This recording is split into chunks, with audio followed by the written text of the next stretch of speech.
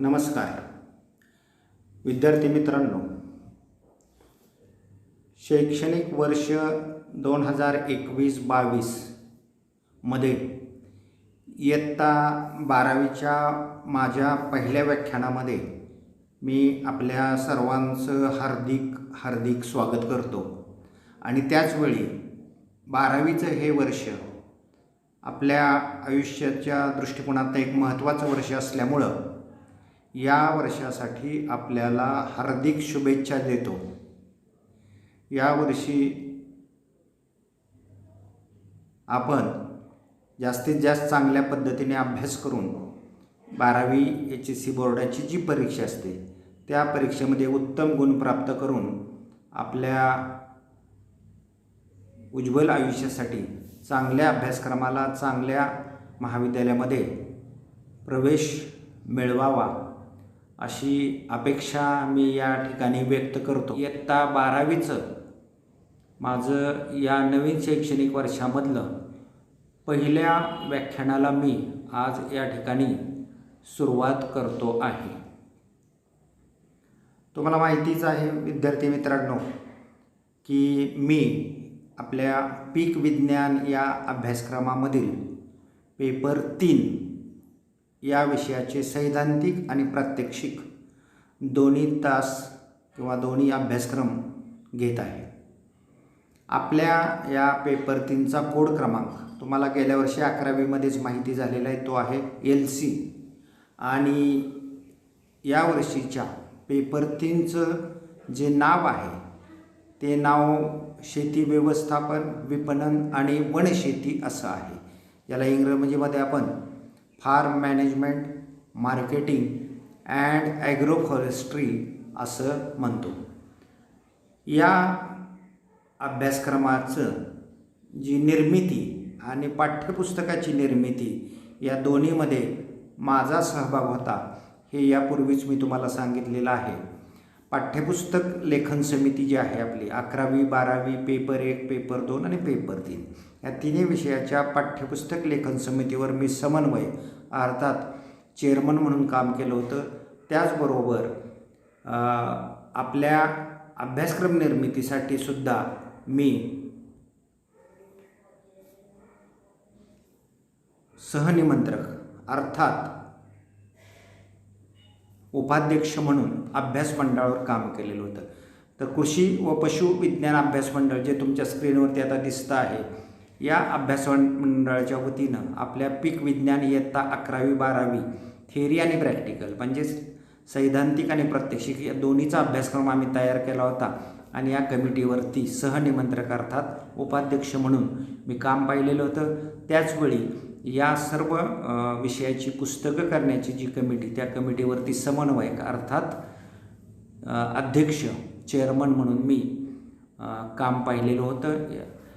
आत्ता हा जो विषय निघाला पाठ्यपुस्तक चेअरमनशिप किंवा लेखन समितीची चेअरमनशिप किंवा उपाध्यक्षपद, यावरून मला तुम्हाला एका गोष्टीची जाणीव करून या ठिकाणी द्यायची आहे की मी आत्तापर्यंत नेमकं या शैक्षणिक क्षेत्रामध्ये कोणकोणतं काम केलेलं आहे. आपल्या इथं उच्च माध्यमिक व्यवसाय अभ्यासक्रम विभागाकडे 2011 पासून मी उपप्राचार्य म्हणून सेवेत आहे. तत्पूर्वी सायन्स विभागाकडील द्विलक्षी क्रॉप सायन्स, आपल्या व्यवसाय विभागाकडील बीज उत्पादन तंत्रज्ञान अर्थात सीड प्रोडक्शन टेक्नॉलॉजी, आणि त्यानंतर व्यवसाय विभागाकडीलच क्रॉप सायन्स अर्थात पीक विज्ञान या विषयाकडे शिक्षक म्हणून मी काम पाहिलं. 2011 पासून याच विभागाकडे उपप्राचार्य म्हणून मी कार्यरत आहे. यापूर्वी मी 2003 पासून कृषी आणि पशुविज्ञान अभ्यास मंडळ जे महाराष्ट्र राज्य माध्यमिक व उच्च माध्यमिक शिक्षण मंडळ अर्थात राज्य मंडळ यांच्यामार्फत चालवलं जात होतं, यावरती सदस्य म्हणून काम पाहिलेलं आहे. या राज्य मंडळामार्फतच सायन्स साईडकडे शिकवला जात असलेला जो विषय आहे पीक उत्पादन अर्थात क्रॉप प्रोडक्शन, या विषयाच्या इयत्ता 11वी आणि 12वीच्या लेखन समितीवरतीही मी काम पाहिलेलं आहे. त्यानंतर याच पीक उत्पादनचं परत नामांतर कृषी विज्ञान व तंत्रज्ञान असं झालं आणि अभ्यासक्रमामध्ये बदल झाला. आणि या अभ्यासक्रमाच्या 11वीच्या पाठ्यपुस्तकावर पुन्हा मी सदस्य म्हणून काम पाहिलं, तर 12वीच्या पाठ्यपुस्तकासाठी समन्वयक अर्थात चेअरमन म्हणून याच ठिकाणी काम पाहिलं. ही सर्व कामं मी महाराष्ट्र राज्य माध्यमिक आणि उच्च माध्यमिक शिक्षण मंडळ अर्थात राज्य मंडळ यांच्या वतीनं केली. त्यानंतर 16 ऑगस्ट 2014 पासून हे जे कृषी आणि पशुविज्ञान अभ्यास मंडळ आहे, या अभ्यास मंडळावर माझी नियुक्ती निमंत्रक अर्थात जॉईंट कन्व्हेनर म्हणून झाली, ज्याला आपण आपल्या नेहमीच्या भाषेमध्ये उपाध्यक्ष असं म्हणूया. आणि याच वेळी पीक विज्ञान पाठ्यपुस्तक लेखन समितीची स्थापना झाली, जी व्यवसाय शिक्षण व प्रशिक्षण संचालनालय अर्थात कौशल्य विकास आणि उद्योजकता संचालनालय यांच्यामार्फत ही कमिटी स्थापन झाली. आणि या कमिटीसाठी 11वीची 3 आणि 12वीची 3 या 6 पुस्तकासाठी मी समन्वयक अर्थात चेअरमन म्हणून माझी नियुक्ती झाली आणि ते कामही मी पूर्ण केलं आणि ती पुस्तकं सध्या तुम्ही वापरत आहात. याच विषयाची प्रात्यक्षिक पुस्तकासाठी स्क्रुटिनी किंवा समीक्षकाचं कामही मी या ठिकाणी केलेलं आहे. त्यानंतर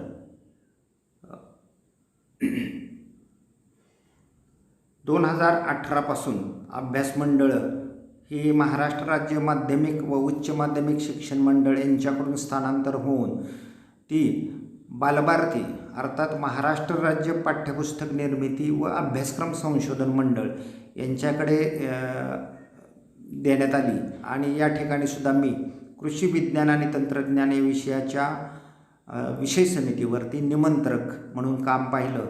आणि याच विषयाच्या इयत्ता 11वी 12वीच्या पाठ्यपुस्तक लेखन समितीमध्ये मी अध्यक्ष म्हणून काम पाहिलं. याशिवाय महाराष्ट्र राज्य माध्यमिक आणि उच्च माध्यमिक शिक्षण मंडळ यांच्या वतीनं जे शिक्षक प्रशिक्षण कार्यक्रम घेण्यात येतात राज्यस्तरावरती, त्या राज्यस्तरीय प्रशिक्षणामध्येही तज्ज्ञ मार्गदर्शक म्हणून मी एकूण 3 वेळा काम पाहिलेलं आहे. नियमित कामं जी बोर्डाची असतात, मग ते परीक्षक असेल, नियामक असेल, मुख्य नियामक असेल किंवा प्राशनिक अर्थात पेपर सेटर, या सर्व भूमिकाही मी वेळोवेळी पार पाडलेल्या आहेत. तर अशा पद्धतीनं राज्यस्तरावरती 3 वेगवेगळ्या संस्था महाराष्ट्र राज्य माध्यमिक व उच्च माध्यमिक शिक्षण मंडळ, व्यवसाय शिक्षण व प्रशिक्षण संचालनालय आणि बालभारती अर्थात महाराष्ट्र राज्य पाठ्यपुस्तक निर्मिती व अभ्यासक्रम संशोधन मंडळ या 3 शिखर संस्थांवरती मी सदस्य, निमंत्रक, सहनिमंत्रक, समन्वयक अशा वेगवेगळ्या भूमिका पार पाडलेल्या आहेत. तर विद्यार्थी मित्रांनो, आता आपण आपल्या इयत्ता 12वी पेपर 3 जो आहे या पेपर 3च्या अभ्यासक्रमाकडे वळायचं आहे. तुमच्यासमोर नाव तर मी सुरुवातीला सांगितलेलं आहे, फार्म मॅनेजमेंट मार्केटिंग आणि ॲग्रो फॉरेस्ट्री अर्थात शेती व्यवस्थापन विपणन आणि वनशेती असं आहे. तर या पेपर 3मध्ये आपण इयत्ता 12वीमध्ये एकूण 7 पाठ शिकणार आहोत, जे आपल्या अभ्यासक्रमाचे घटक आहेत. तर हा पहिला घटक किंवा पहिला पाठ आहे, त्याचं नाव आहे शेती किंवा शेतीवाडी व्यवस्थापन अर्थात फार्म मॅनेजमेंट. दुसरा जो पाठ किंवा दुसरा घटक आपल्या अभ्यासक्रमाचा आहे तो कृषी अर्थशास्त्र ॲग्रिकल्चरल इकॉनॉमिक्स असं त्याचं इंग्रजी नामांतर होईल. तिसरा पाठ किंवा घटक आपण अभ्यासणार आहोत त्याचं नाव आहे पीक पद्धती क्रॉपिंग सिस्टीम्स. त्यानंतर चौथा जो पाठ किंवा घटक आपण पाहणार आहोत तो म्हणजे कृषी विपणन ॲग्रिकल्चरल मार्केटिंग. 5वा पाठ किंवा घटक अभ्यासायचा आपल्याला तो आहे बीज विपणन अर्थात सीड मार्केटिंग. त्यानंतर 6वा जो पाठ आहे त्याचं नाव आहे बखार व्यवस्था, ज्याला आपण इंग्रजीमध्ये वेअर हाऊसिंग असं संबोधतो. आणि शेवटचा जो 7वा घटक किंवा पाठ आहे त्याचं नाव आहे वनशेती अर्थात ॲग्रो फॉरेस्ट्री. तर अशा पद्धतीने पेपर 3मध्ये एकूण आपण 7 वेगवेगळे घटक अभ्यासणार आहोत. आणि या प्रत्येक घटकामध्ये कोणत्या उपघटकांचा अभ्यास आपण करणार आहोत ते आज या ठिकाणी आता आपण पाहणार आहोत. तर यामध्ये जो पहिला पाठ आहे किंवा पहिला घटक आहे शेती अथवा शेतवाडी व्यवस्थापन, यामध्ये आपण या शेतीवाडीची व्यवस्थापनाची व्याख्या पाहणार आहोत. त्यानंतर शेती व्यवस्थापनाचे उद्देश काय आहेत ते पाहणार आहोत. शेती व्यवस्थापक म्हणजे काय, शेती व्यवस्थापकाची कोणती कोणती कार्ये असतात, ते या ठिकाणी आपण पाहणार आहोत. त्याच्याकडे कोणकोणत्या जबाबदाऱ्या असतात त्याची माहिती आपण या ठिकाणी घेणार आहोत. शेती व्यवसायाची निवड किंवा पसंती कशा पद्धतीने केली जाते ते आपण पाहणार आहोत. तुम्हाला माहिती आहे आपल्या शेतीवाडीवरती वेगवेगळ्या प्रकारचे व्यवसाय आपण निर्माण करू शकतो. तर यापैकी कोणते व्यवसाय निवडायचे, कोणत्या घटकाच्या आधारे निवडायचे त्याचा अभ्यास या ठिकाणी केला जाणार आहे. प्रत्यक्ष शेतवाडीची निवड अर्थात जमिनीची निवड कशा पद्धतीने केली जाते याचाही अभ्यास आपल्याला करायचा आहे. शेती किंवा शेतवाडीची रचना आणि आराखडा कसा असला पाहिजे याची माहिती आपण या पाठामध्ये घेणार आहोत. त्यानंतर प्रत्यक्ष शेतीचं नियोजन कसं केलं जातं, त्यामध्ये कोणकोणते शेतमजुराचं नियोजन असेल किंवा कामकाजाचं वेळापत्रक असेल किंवा पीक योजना असेल, या सर्व बाबींचा अभ्यास आपण या घटकाअंतर्गत करणार आहोत. शेतीचं अंदाजपत्रक म्हणजे काय, त्याचे प्रकार कोणते, फायदे तोटे काय आहेत याचा तंतोतंत अभ्यास आपण या ठिकाणी करणार आहोत. कृषी निविष्ठा म्हणजे शेतीसाठी लागणारी जी वेगवेगळी साधनं आहेत ती साधनं म्हणजे काय, त्यांचे प्रकार कोणते आहेत याचीही माहिती आपण या ठिकाणी घेणार आहोत. पीक योजना आणि शेती कामकाजाचे वेळापत्रक हे कशा पद्धतीने तयार केलं जातं, त्यावरती कोणकोणत्या घटकावरती ह्या गोष्टी अवलंबून असतात किंवा त्याच्या पायऱ्या कोणत्या असतात या बाबीचा अभ्यास याच पाठामध्ये आपण करणार आहोत. शेतमजूर व्यवस्थापनामध्ये आपण शेतमजूर म्हणजे काय, शेतमजुराचे वेगवेगळ्या घटकांच्या आधारे प्रकार कोणते आहेत, शेतमजुराची कार्यक्षमता म्हणजे काय आणि शेतमजुराची कार्यक्षमता वाढवण्याचे उपाय काय याचा अभ्यास या पाठामध्ये करणार आहोत. तर अशा पद्धतीनं विद्यार्थी मित्रांनो इयत्ता 12वीमध्ये आपण शेती किंवा शेतीवाडी व्यवस्थापन या पाठाचा अभ्यास करणार आहोत. या पाठाचं गुणदान किती काय आहे ते आपण पुढं पाहणार आहोत. परीक्षा योजना आपण यानंतर पाहणार आहोत. संविधान तक्ता आपण पाहणार आहोत. प्रश्ननिहाय किंवा उद्देशनिहाय गुण विभागणी कशी असते तेही या ठिकाणी आज आपण आजच्या व्याख्यानामध्ये पाहण्याचं आपलं नियोजन आहे. तर हा झाला पहिला घटक किंवा पाठ. त्यानंतर दुसरा घटक जो आपल्या पुस्तकामध्ये दुसरा पाठ म्हणून आपण समाविष्ट केला आहे त्याचं नाव आहे कृषी अर्थशास्त्र अर्थात ॲग्रिकल्चरल इकॉनॉमिक्स. तर कृषी अर्थशास्त्र या पाठामध्ये आपण कृषी पतपुरवठा किंवा कर्ज म्हणजे काय, याचे प्रकार कोणते कोणते आहेत याचा अभ्यास करणार आहोत. त्यानंतर भांडवल म्हणजे काय, भांडवलाचे वेगवेगळ्या घटकाच्या आधारे कोणकोणते प्रकार आहेत याची माहिती आपण या ठिकाणी घेणार आहोत. शेतीवाडीमध्ये वेगवेगळे जे लेखा आणि विविध नोंदवह्या ठेवायच्या असतात त्या विविध प्रकारच्या नोंदवह्यांचा अभ्यास आपण या ठिकाणी करणार आहोत. त्या अशा वह्या ठेवण्याचं कारण काय किंवा त्याचं महत्त्व काय किंवा गरज काय हे पाहणार आहोत आणि त्यानंतर नोंदवह्याचे वेगवेगळे प्रकार पाहून त्याचा थोडक्यात अभ्यास आपण या ठिकाणी घेणार आहोत. शेतकऱ्याच्या दृष्टीनं अतिशय महत्त्वाचा कृषी अर्थशास्त्राच्या दृष्टिकोनाचा जर विचार केला तर घटक म्हणजे पीक विमा. काही नैसर्गिक आपत्तीमुळं अनेक वेळा शेतींचं नुकसान होतं आणि गेल्या 2-3 वर्षामध्ये तुम्ही पाहिलं असेल की वेगवेगळ्या प्रकारची वादळं असतील, अतिपावसामुळे येणारा पूर असेल, या सर्व बाबींमुळं पिकांचं अतोनात नुकसान होतं. याशिवाय अनेक कारणामुळं आग लागूनही शेतीचं नुकसान होतं. तर ह्या विपरीत स्थितीमध्ये नैसर्गिक आपत्तीमध्ये शेतकऱ्याचं जे नुकसान आहे ते नुकसान भरपाई देण्याची जी योजना आहे ते पीक विमाची योजना, या पीक विम्याच्या योजनेची वैशिष्ट्य काय आहेत हे सुद्धा आपण या ठिकाणी पाहणार आहोत. पीक विमा कशा पद्धतीने उतरला जातो याची माहिती आपण या ठिकाणी घेणार आहोत. त्यानंतर विद्यार्थी मित्रांनो तिसरा जो घटक आपण या पेपर 3मध्ये पाहणार आहोत त्या घटकाचं नाव आहे पीक पद्धती अर्थात क्रॉपिंग सिस्टीम्स. तर हे पीक पद्धती म्हणजे काय याची व्याख्या आपण अगोदर पाहणार आहोत. त्यानंतर पीक पद्धतीचे जे प्रमुख प्रकार आहेत, एक पीक पद्धत आणि बहुविध पीक पद्धत, या दोन्ही पद्धतीची माहिती घेणार आहोत. त्याचा अर्थ पाहणार आहोत, त्याचे फायदे पाहणार आहोत, त्याचे तोटे पाहणार आहोत आणि त्यानंतर मग बहुविध पीक पद्धत अंतर्गत जे वेगवेगळे पीक पद्धतीचे प्रकार आहेत जसे की मिश्र पीक पद्धत म्हणजे काय, त्याचे फायदे काय, तोटे काय, किंवा मिश्र पीक पद्धती म्हणजे जे दुय्यम पीक घ्यायचं असतं त्याचे गुणधर्म काय आहेत. तेच आंतरपिकाच्या बाबतीमध्ये आंतरपीक म्हणजे काय, फायदे काय, तोटे काय आहेत आणि आंतरपिकामध्ये जे आपण दुसरं पीक घेतो त्या पिकाचे गुणधर्म काय असावेत किंवा वैशिष्ट्य काय असावेत याचा पूर्ण अभ्यास आपण पीक पद्धतीमध्ये घेणार आहोत. पुढची जी आपली पद्धत आहे ती पट्टापेर पीक पद्धत, क्रमवार पीक पद्धत, साखळी पेर पीक पद्धत आणि संधी किंवा कॅच पीक पद्धत, त्याचप्रमाणे बहुस्तरीय किंवा बहुमजली पीक पद्धत, या सर्व पीक पद्धतींचा आपण थोडक्यात परामर्श या पाठांतर्गत घेणार आहोत. थोडक्यात पीक पद्धती म्हणजे काय, वेगवेगळ्या पीक पद्धतींच्या व्याख्या काय, त्याचे अर्थ काय किंवा त्याचं वर्णन कशा पद्धतीने आहे याची माहिती आपण पीक पद्धती या पाठ क्रमांक 3मध्ये पाहणार आहोत. तर अशा पद्धतीने आपला तिसरा घटक असेल. त्यानंतर चौथा जो घटक आहे त्या घटकाचं नाव आहे कृषी विपणन, ॲग्रिकल्चरल मार्केटिंग.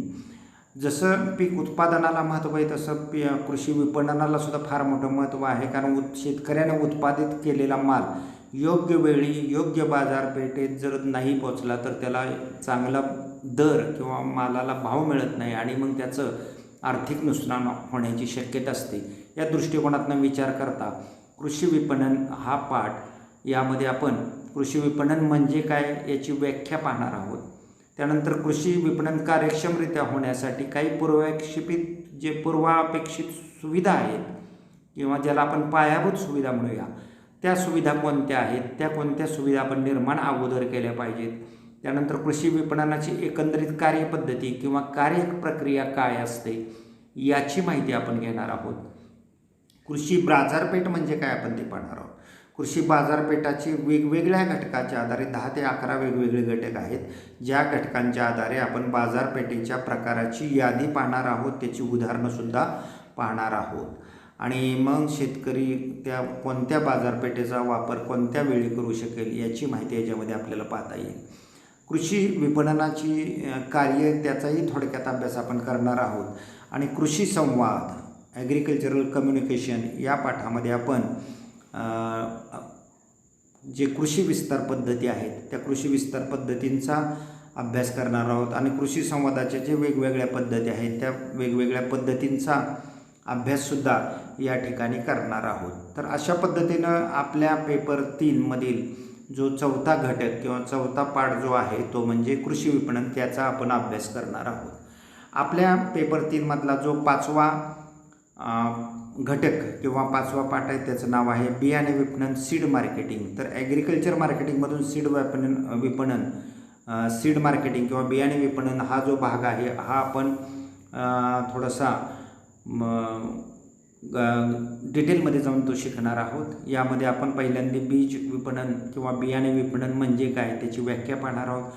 बियाणे विपणनाचे जे प्रमुख घटक आहेत त्या घटकांचा अभ्यास करणार आहोत. ज्यामध्ये पहिला घटक बियाच्या मागणीचे पूर्वानुमान करणे आहे.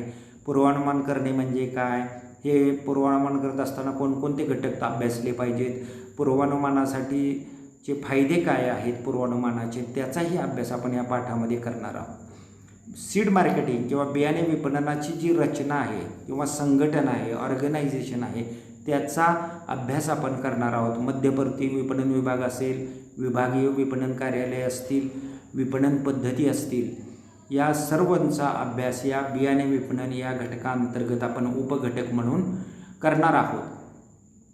बियाणे साठवणुकीसाठी वेगवेगळ्या ठिकाणी विभागावर आपल्याला कोठार किंवा गोदाम स्थापन करावे लागतात. त्याची आवश्यकता काय आहे, असे गोदाम स्थापनेचे फायदे काय आहेत किंवा गोदाम स्थापनेमुळं तोटे काय आहेत याचाही अभ्यास आपण या पाठामध्ये करणार आहोत.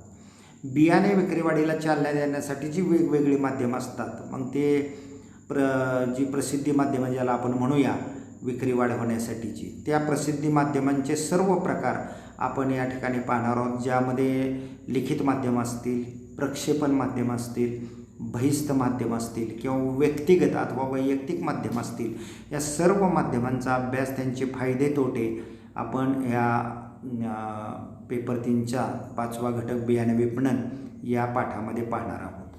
त्यानंतर बीज विक्रीनंतरची कार्य काय असतात. केवळ बीज विक्री करून बीज विक्रेत्याचं कार्य संपत नाही, तर बीज विक्रीनंतर किंवा बीज विक्री पश्चात त्याला सेवा द्यायची असते. ती सेवा नक्की कोणती, कशी दिली पाहिजे, त्याचं महत्त्व काय आहे याचाही अभ्यास आपल्याला बियाणे विपणन या घटकाअंतर्गत करायचा आहे. बीज विपणनावर जे परिणाम करणारे विविध घटक आहेत किंवा बियाच्या अंतिम किंमत ठरवण्यासाठी जे घटक उपयोगी पडतात त्याचा अभ्यास आपल्याला याच पाठामध्ये करायचा आहे. बियाणे उत्पादनाचे अर्थशास्त्र आपण या ठिकाणी अभ्यासणार आहोत. आणि बीज विक्रीची किंमत ठरवण्यासाठी कोणकोणते घटक उपयोगी पडतात त्या घटकांचा सुद्धा आपण या ठिकाणी अभ्यास करणार आहोत. यानंतर 6वा घटक किंवा 6वा पाठ आपल्या अभ्यासक्रमातला 6वा घटक जो आपल्या पाठ्यपुस्तकातला 6वा पाठ आहे त्याचं नाव आहे वखार व्यवस्था, वेअर हाऊसिंग. तर हे वखार व्यवस्था म्हणजे काय, या वखार व्यवस्थेचं महत्त्व किंवा फायदे काय आहेत, वखार व्यवस्थेची कार्यप्रणाली कशी असते, वखारीचे प्रकार कोणकोणते आहेत आणि भारतात अस्तित्वात असलेली वखार व्यवस्था काय आहे, याचा अभ्यास या घटकांतर्गत आपल्याला करायचा आहे.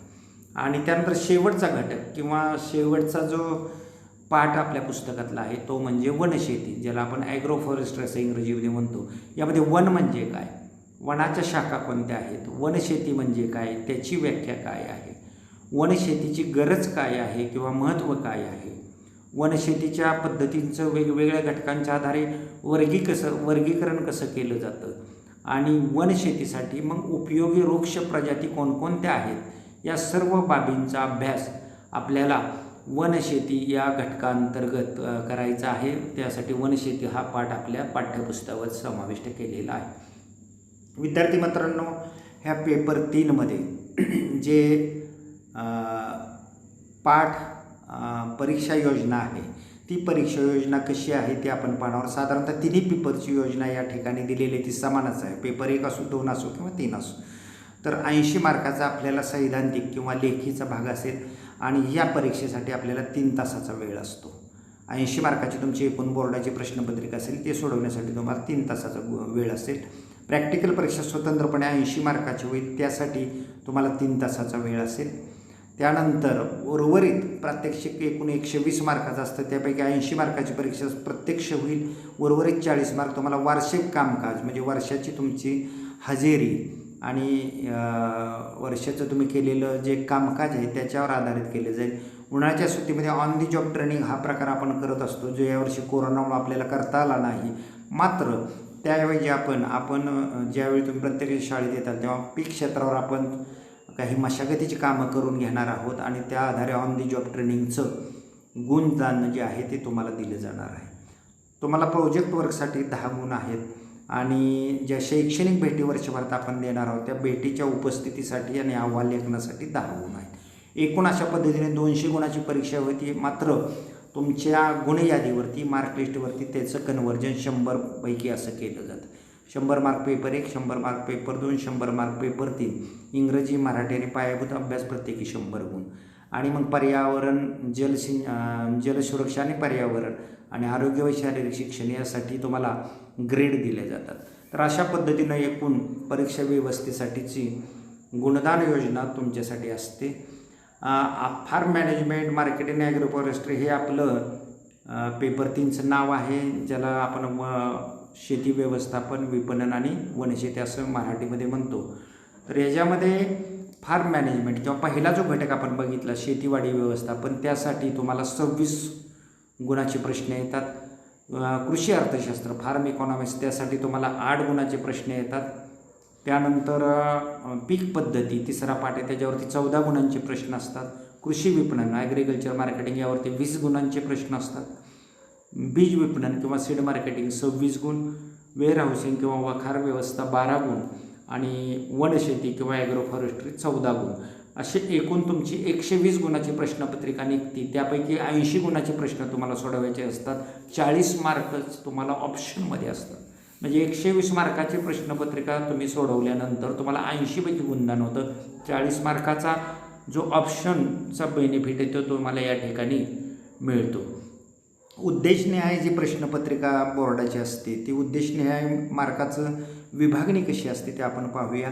ज्ञानावर आधारित म्हणजेच नॉलेजवर आधारित 16 गुणाचे प्रश्न असतात. त्यानंतर अंडरस्टँडिंग म्हणजे आकलन किती तुम्हाला होते त्या आकलनाच्या आधारे 32 गुणाचे प्रश्न असतात. उपयोजन, ॲप्लिकेशन 48 गुणांचे प्रश्न असतात. स्किल किंवा ज्याला आपण कौशल्य म्हणूया त्याला 120 गुणांचे प्रश्न असतात. ह्या स्किल किंवा कौशल्याअंतर्गत तुम्हाला माहिती की आकृत्या काढणे, तक्ते तयार करणे अशासारखे प्रश्न तुम्हाला त्या ठिकाणी येऊ शकतात. अशा पद्धतीने एकूण 120 गुणाची प्रश्नपत्रिका असते. ऑप्शन्स आहेत त्यापैकी 80 गुणाचे प्रश्न तुम्हाला कंपल्सरी सोडवायचे असतात. 80 पैकी तुम्हाला गुणदान त्याच्यामध्ये केलं जातं.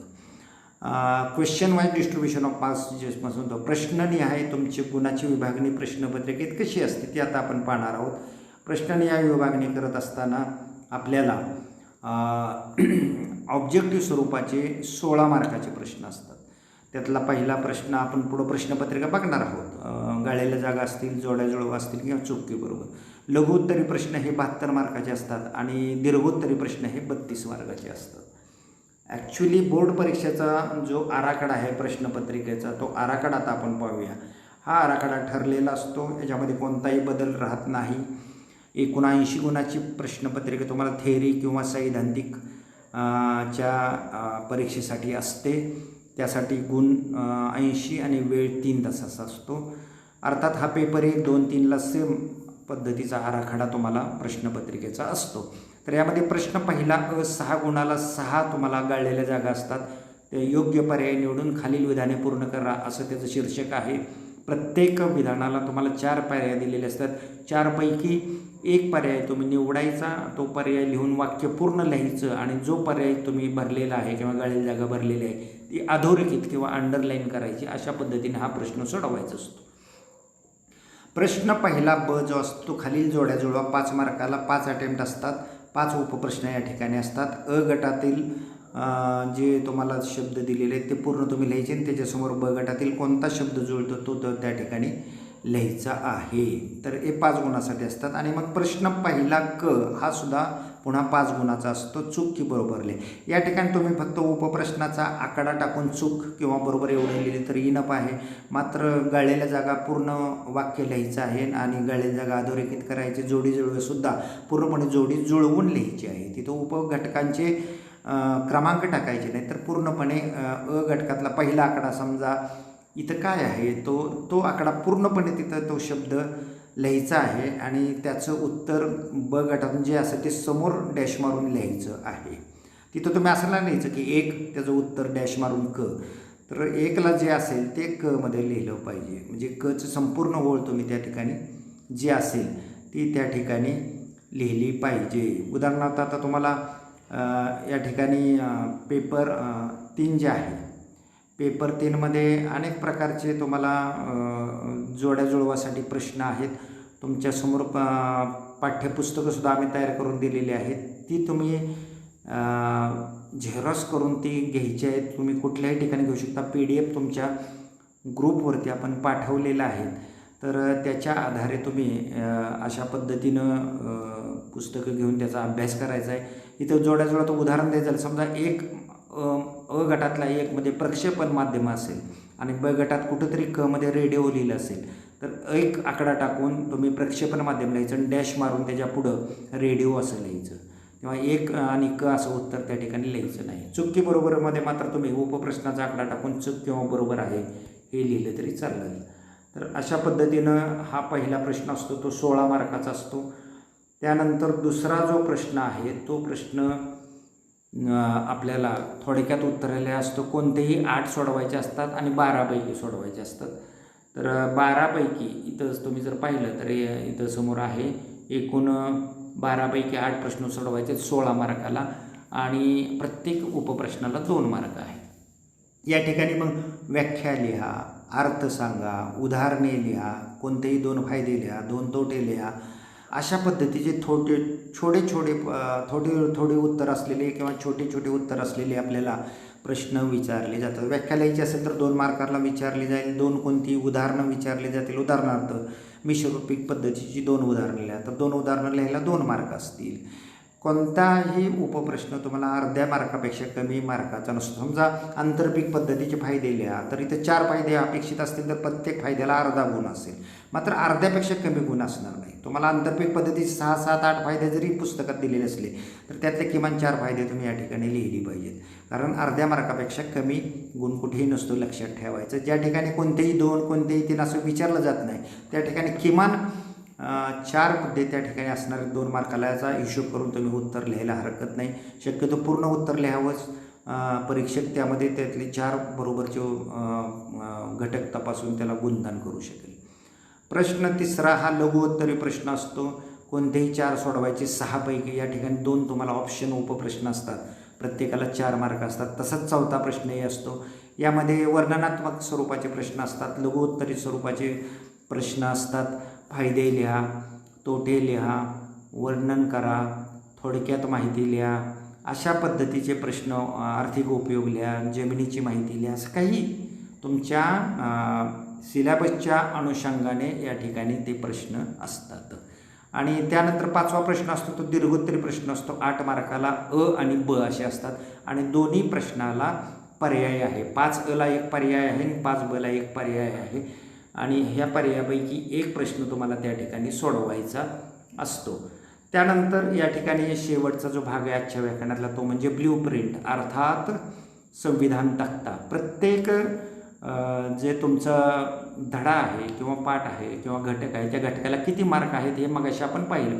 पहिला घटक आपण पाहिला आहे फार्म मॅनेजमेंट म्हणजे शेती व्यवस्था, त्याला 26 गुणाचे प्रश्न आहेत. तर 26 गुणाचे प्रश्न हा जो तक्ता आहे हा तक्ता तुमच्या पाठ्यपुस्तकाच्या पाठीमागे दिलेला आहे. इथं जर पाहिलं तर ज्ञानावर आधारित 2 गुणांचे तुम्हाला वस्तुनिष्ठ स्वरूपाचे प्रश्न असणार आहेत.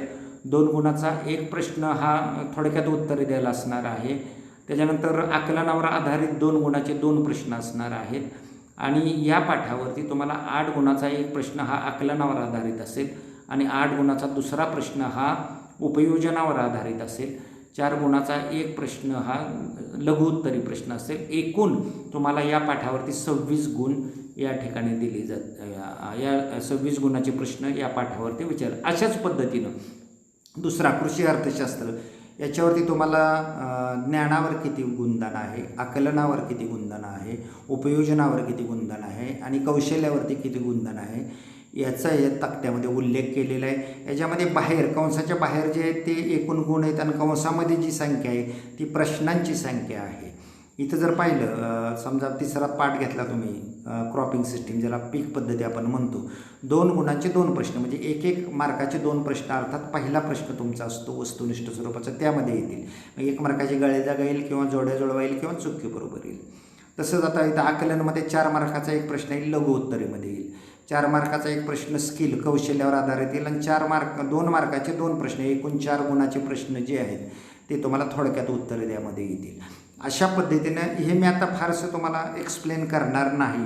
इथं तुम्हाला मी मगाशी जी गुणदान योजना सांगितलेली आहे वस्तुनिष्ठ स्वरूपाचे 16 प्रश्न असतील, ज्ञानावर आधारित 16 गुणाचा प्रश्न असतील, आकलनावरती 32 गुणाचे प्रश्न असतील, 48 गुणाचे प्रश्न उपयोजनावर असतील आणि कौशल्यावर आधारित 24 गुणाचे प्रश्न असतील. असे एकूण 120 गुणांची प्रश्नपत्रिका तुमच्यासमोर असेल.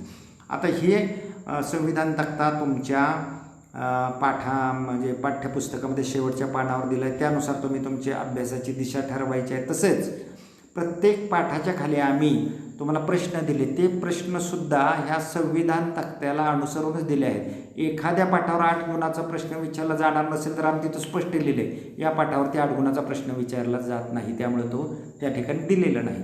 ज्या पाठावर 8 गुणाचे प्रश्न आहेत त्या पाठावर तुम्हाला 8 गुणाच्या प्रश्नांची उदाहरणं तुम्हाला दिलेली आहेत. 4 गुणाच्या प्रश्नाची उदाहरणं दिलेली आहेत, 2 गुणांच्या प्रश्नाची उदाहरणं दिलेली आहेत आणि 1 गुणांच्या प्रश्नाची उदाहरणं. ज्या पद्धतीने तुमचा प्रश्नपत्रिकेचा आराखडा आत्ता आपण पाहिला अगदी त्याच पद्धतीनं तुम्हाला तुमचा स्वाध्याय प्रत्येक पाठावरती आम्ही दिलेला आहे. त्याचा तुम्ही व्यवस्थित अभ्यास करायचा आहे.